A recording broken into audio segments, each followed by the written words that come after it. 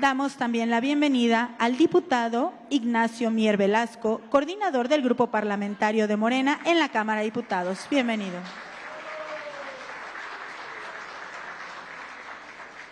Agradecemos la presencia del diputado Juan Ramiro Robledo Ruiz, presidente de la Comisión de Puntos Constitucionales de la Cámara de Diputados. Bienvenido, diputado.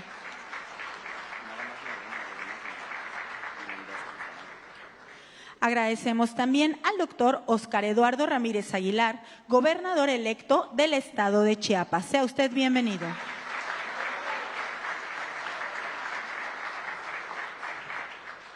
Por supuesto, damos la bienvenida y agradecemos a los ponentes y especialistas que el día de hoy estarán formando parte de este diálogo.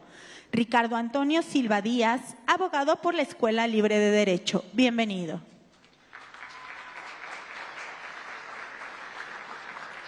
Sandra Luz Rodríguez Wong, magistrada de la Sala Especializada en Materia de Responsabilidades del Tribunal de Justicia Administrativa de Coahuila. Bienvenida.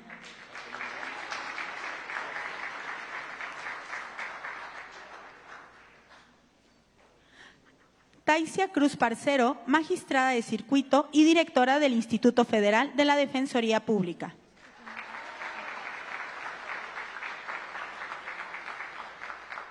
Celia Maya García, consejera de la Judicatura Federal.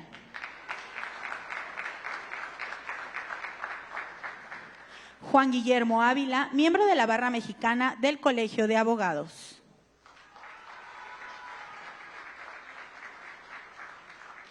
El magistrado Sergio Arturo Balces Ponda. Bienvenido.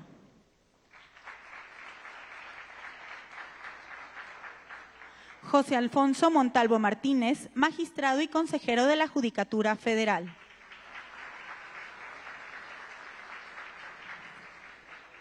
Olmo Guerrero Martínez, miembro de la Barra Mexicana del Colegio de Abogados.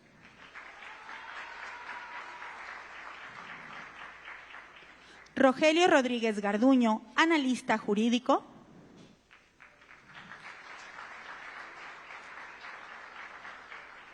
Por supuesto, damos la bienvenida al senador Ricardo Monreal Ávila, coordinador del Grupo Parlamentario de Morena en el Senado de la República.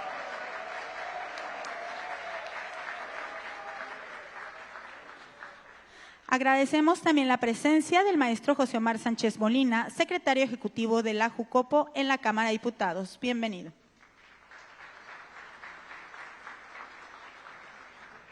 Agradecemos la presencia en este acto de los coordinadores, vicecoordinadores y representantes de los grupos parlamentarios. Por el Partido Movimiento Ciudadano, el diputado Mario Alberto Rodríguez Carrillo. Por el Partido del Trabajo, el diputado Gerardo Fernández Noroña.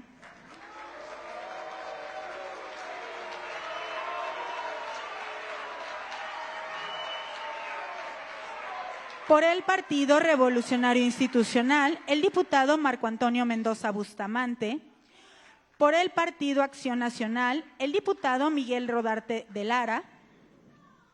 Agradecemos también a las diputadas, diputados, senadoras y senadores del Honorable Congreso de la Unión, así como de los presidentes de las comisiones ordinarias, a las diputadas y diputados de los congresos estatales, en especial del Congreso del Estado de Coahuila, a los magistrados, jueces y representantes del Poder Judicial y de los tribunales federales y locales, especialmente al magistrado Rafael Guerra, presidente del Tribunal de Justicia de la Ciudad de México, a los legisladores electos federales y locales, en especial al diputado Shamir Fernández Hernández, al diputado Francisco Javier Borrego Adame y al diputado Antonio Antolini Murra. Por supuesto, damos la bienvenida a los representantes de colegios, barras de abogados, corredores públicos, abogados litigantes, consultores, representantes de los trabajadores sindicales, así como a toda la comunidad del estado de Coahuila de Zaragoza que el día de hoy nos acompaña. A continuación, para dirigir el mensaje de bienvenida, le cedemos el uso de la palabra al senador Ricardo Monreal Ávila. Si es usted tan amable, senador.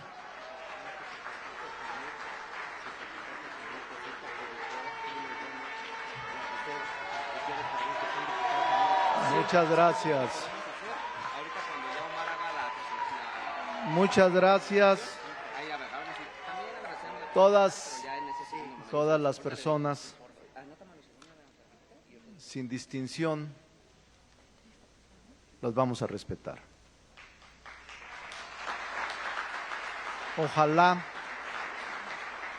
Ojalá y que los asistentes hagan lo propio. Nada se pierde con escuchar con respeto.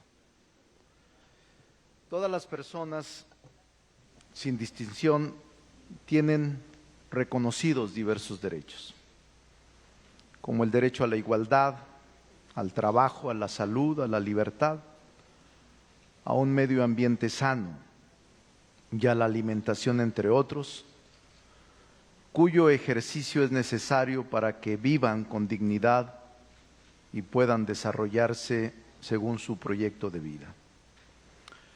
Las personas pueden defenderse por sí o acudir a las instituciones de defensoría pública, las cuales sin costo alguno proporcionen asesoría y representación legal a fin de proteger esos derechos. De eso se trata el tema de hoy en estos diálogos nacionales sobre la defensoría de oficio y sobre la colegiación.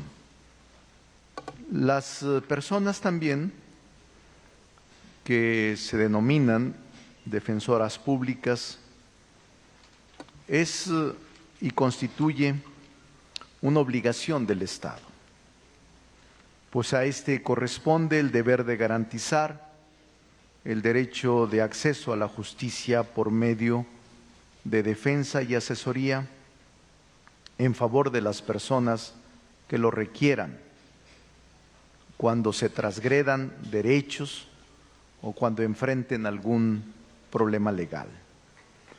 El tema de la defensoría pública, que es nuestro tema en este foro en la tierra de Ramos Arizpe, por cierto, sacerdote, masón, liberal, un extraordinario federalista. Para muchos, el padre del federalismo, Miguel Ramos Arizpe. El tema de la defensoría pública en nuestro país se remonta al año de 1847, cuando el Congreso de San Luis Potosí aprobó la ley de procuradurías de pobres. Era un proyecto de Ponciano Arriaga, también otro liberal mexicano, que al establecer el derecho a la defensa para personas desvalidas respecto de cualquier exceso, agravio o vejación de los órdenes judicial, político o militar, rebasó el ámbito judicial y lo dimensionó a la protección y la defensoría pública. Esta representación jurídica no siempre fue reconocida, ya que en cierto momento se encontró en un estado deplorable, siendo señalado como una institución despreocupada y que poco o nada hacía en favor de los representados. 10 años más tarde, en 1857, los ideales sobre un Estado social de derecho en México se pueden apreciar en el artículo 20 de la Constitución de esa época, en donde se enumeran las garantías del acusado y que establece su fracción quinta. En caso de no tener quien lo defienda, se le presentará lista de los defensores de oficio para que elija al que los defienda y les convenga. En esta fracción, por primera vez en la historia de las constituciones políticas de nuestro país, se establece el derecho a que el Estado provea de un defensor de oficio al inculpado y simultáneamente surja la figura del defensor de oficio.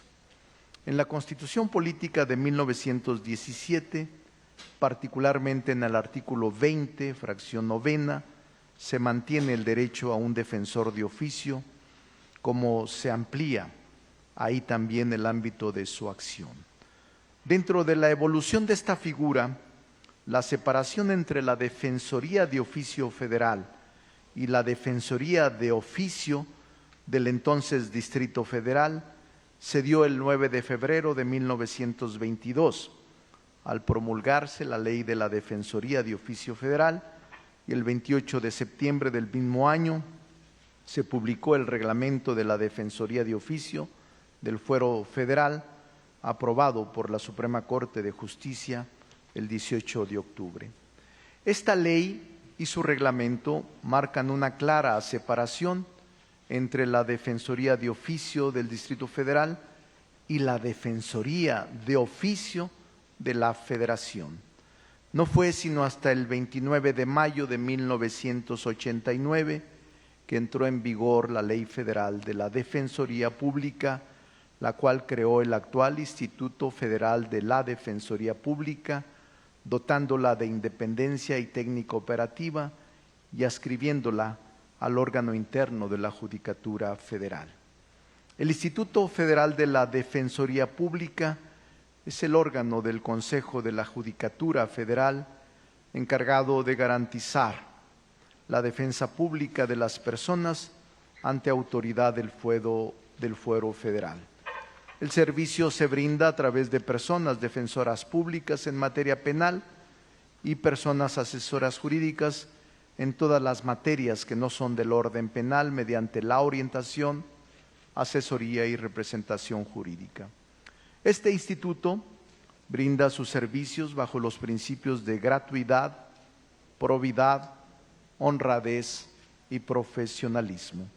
Es importante destacar que tanto el Poder Judicial Federal como los poderes judiciales estatales, junto con sus respectivos sistemas judiciales, brindan el servicio de defensa pública a los ciudadanos que lo soliciten, aunque son diferentes.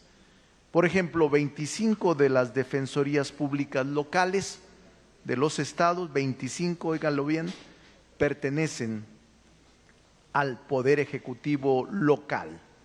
En ese mismo orden de ideas, cabe precisar que el nombramiento de defensor público se encuentra regulado solo en algunos de los ordenamientos locales, pero no en la mayoría de los estados.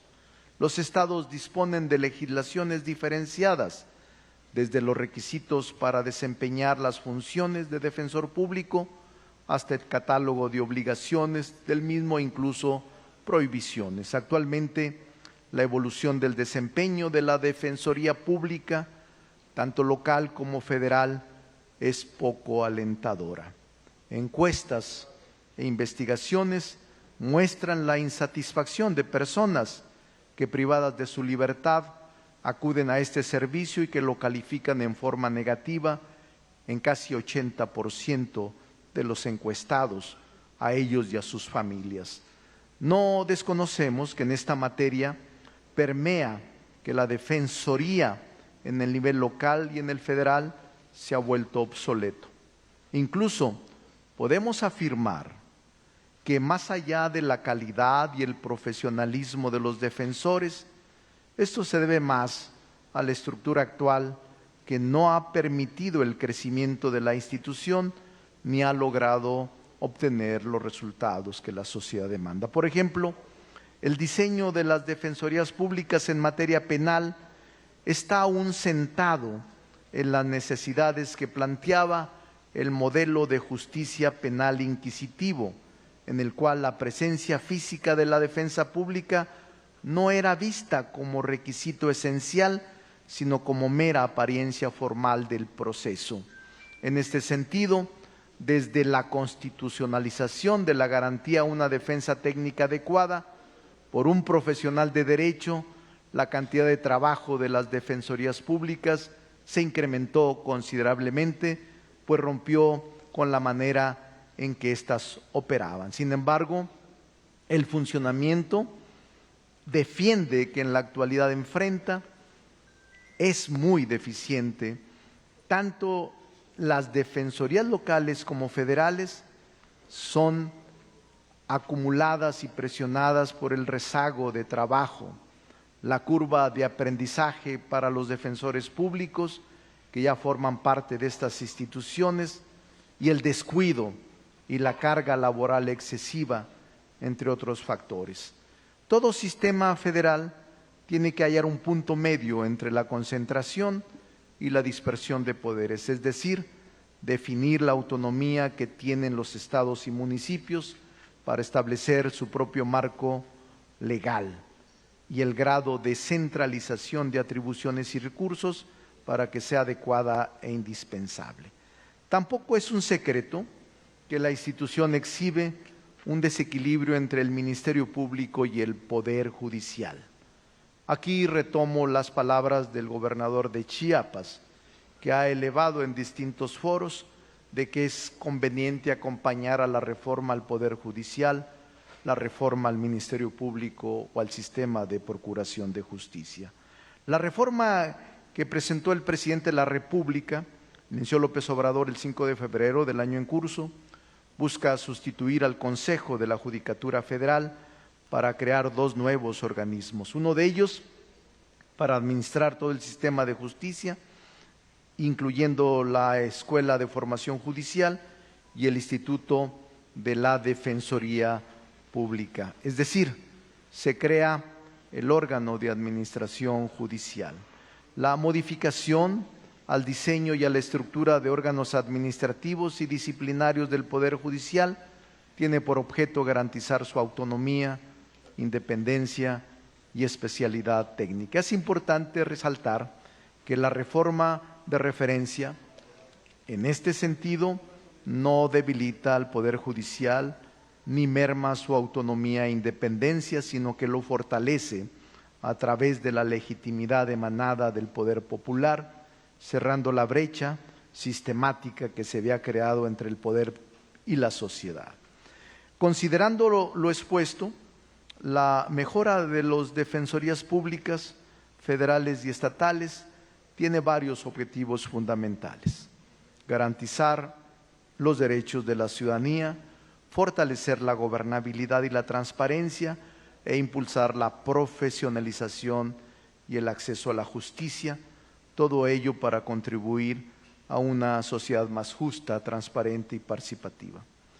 Estamos viviendo momentos únicos de refundación de la República en sus instituciones.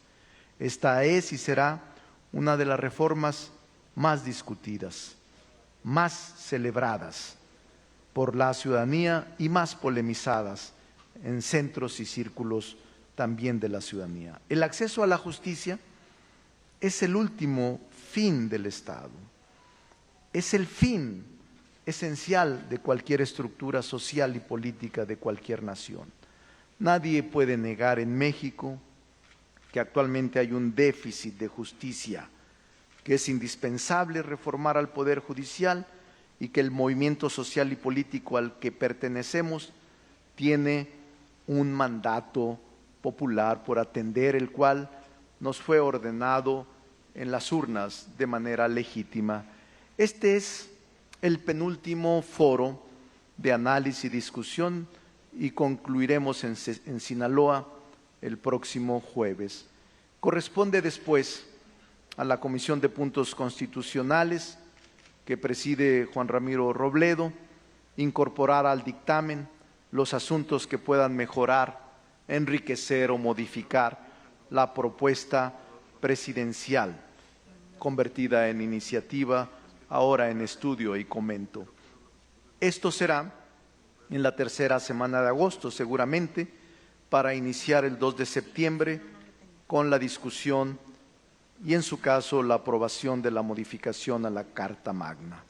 Respetaremos todas las expresiones, los puntos de vista, resistiremos presiones internas, externas y mantendremos firmes nuestros principios y nuestros compromisos. Finalmente, me refiero a lo expresado por la relatora especial de la ONU para la independencia de jueces y abogados respecto a la reforma. Entiendo y creo que se trata de conjeturas e inexactitudes a partir de una posición parcial e injerencista y derivada de una lectura incompleta. Nosotros resolveremos de manera soberana sobre lo que nos corresponde como poder de la Unión, sin atender ninguna influencia o presión desmedida del exterior. Les agradezco a todos su asistencia, a los miembros del Poder Judicial, a jueces, a magistrados, a colegios de abogados, a diputados federales electos y a senadores.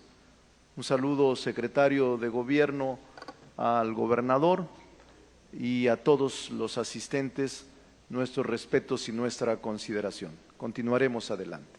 Buenos días.